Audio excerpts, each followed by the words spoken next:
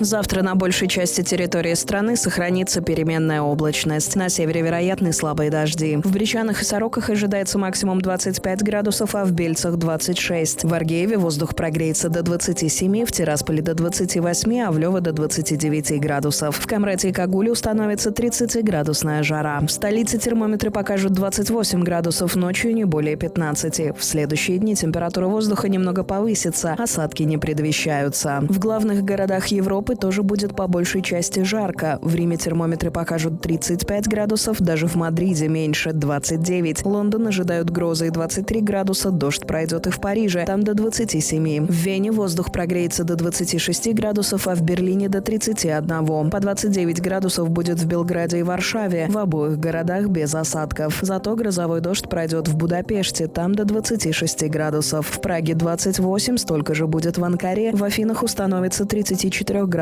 жара. Осадки ожидаются в Бухаресте, а с ними и 27 градусов тепла. В Киеве до 26, а в Москве не более 22.